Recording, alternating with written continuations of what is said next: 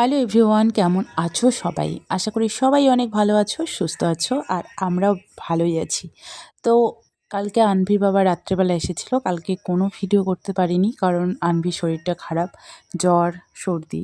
তো সেই জন্য আর কি একদমই ভালো লাগছিল না কালকে ভিডিও করতে। আরও অনেকটাই বায়না করছিল এটা ওটা। শরীরটা যেহেতু খারাপ সেই জন্য শরীর খারাপ হলে বাচ্চারা কান্নাকাটি করে, এটা ওটার বায়না করে। তাই জন্য আর কোনো ভিডিও করা হয়নি। আজকে একদম সকালবেলা চা মুড়ি করে খেয়েছিলাম। খাওয়ার পরে চলে এসেছি এই যে আমার বাপের বাড়ি। তো এসেই এই যে মা একটা ব্ল্যাঙ্কেট নিয়েছে, তো সেটা দেখছিলাম। তো ব্ল্যাঙ্কেটটা ভীষণই সুন্দর হয়েছে। দেখো কালারটাও বেশ ভালো লাগছে আর ব্ল্যাঙ্কেটটা অনেকটা মোটা। ভালোই লাগছিল ব্ল্যাঙ্কেটটা। তো এরকম একটা আমারও নেওয়ার ইচ্ছে আছে। এই ব্ল্যাঙ্কেটগুলো এখন ভালো লাগে। আর বাবা বলছিল যে দামটা নাকি অনেকটা বেশি হয়ে গেছে।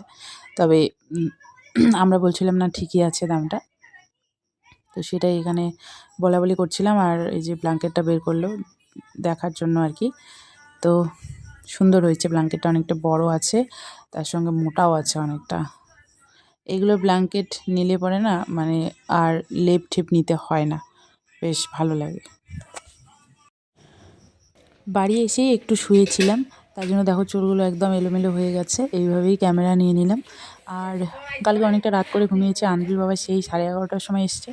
মেয়ে আবার সন্ধেবেলা ঘুমিয়েছিল, তারপর ওর বাবা যখন এসছে আবার উঠেছে। ওঠার পরে আর একদমই ঘুমোচ্ছিল না। তো ও দেরি করে ঘুমোলে আমাদেরও ঘুমোতে আর কি দেরি হয়। আর এইদিকে ঘুম থেকে উঠলাম কটার দিকে, 7:30টার সময় মনে হয়। তো ঘুমটা ভালো হয়নি আর কি।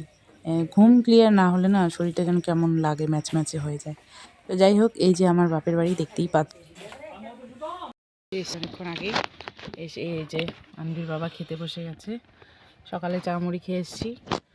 আর আজকে মা রান্না করেছে বাঁধাকপির ঘন্ট, শুটকি মাছ, ডাল, আর তার সঙ্গে হচ্ছে শীতলের ছাকা। আর এই শীতলের ছাকা হলে আমাদের আর কোনো কিছুই লাগে না। আমাদের রাজবংশীদের সব থেকে প্রিয় খাবার। এই যে একদম থালা পরিষ্কার করে দিচ্ছে।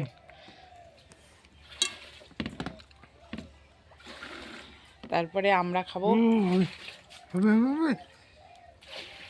আজকে মাছ মাংস কোনো কিছু হয়নি কারণ আমরা ফোন করে আসিনি, না বলেই চলে এসেছি, তাই জন্য এইগুলো রান্না করেছে।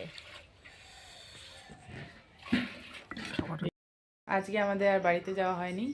ভেবেছিলাম বাড়ি যাব, আনবি এত কান্নাকাটি শুরু করেছে, তারপরে আর যাওয়া হয়নি। বাড়ি রুমে গিয়ে আবার জামা কাপড় নিয়ে আসলাম। এই যে ব্যাগ, এই যে একটা ব্যাগ, এটা হচ্ছে আনবির বাবার ব্যাগ, এই যে একটা ব্যাগ। এখন আবার নতুন করে জামা কাপড় নিয়ে আসা হলো। এই যে এখনই আসলাম আনভির বায়না রাখার জন্য। দেখি কয়দিন থাকতে পারি, কি করব আর। এখন তো রাত্রিবেলা আর ঠান্ডা লাগছে প্রচণ্ড। এই যে আসলাম, আসার পরে ড্রেসও খুলিনি ঠান্ডার জন্য। বলো কিছু।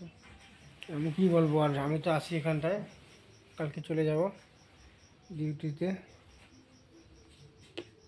কেমন ঠান্ডা? ভীষণ ভীষণ ঠান্ডা, সকালে যাইতে লাগবে এই ঠান্ডায়, কুয়াশা ভরা, কুয়াশার মধ্যে দিয়ে মেন রোড দিয়ে। কষ্ট, জীবনটাই এরকম, কিচ্ছু করার নেই, কাজ করতেই হবে। আর এদিকে এই যে আনভি মোবাইল দেখছে। তো এখানে থাকলে একটাই অসুবিধা, আনভিকে ঠান্ডা লেগে যায়, বাইরে ঘোরাঘুরি করে। ওখানে তো ঘরেই থাকে, বাইরে অত বেরোতে হয় না, সেই জন্য একটু হলেও শরীরটা ঠিক থাকে। এখানে আসলে শরীর খারাপ হয়ে যায়।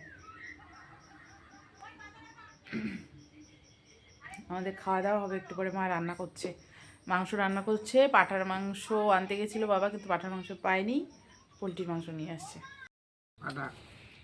আমাদের রাত্রে খাওয়া দাওয়া চলছে।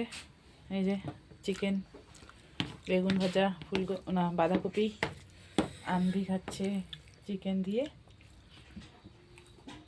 আনভি তো খেতেই পারে না ভালো করে, শরীরটা ভালো নেই, মুখ ঠুক শুকিয়ে গেছে। কিছু বলো, কিছু বলো। এখানে কেমন হয়েছে বলো, খেতে কেমন হয়েছে? আসি বলো,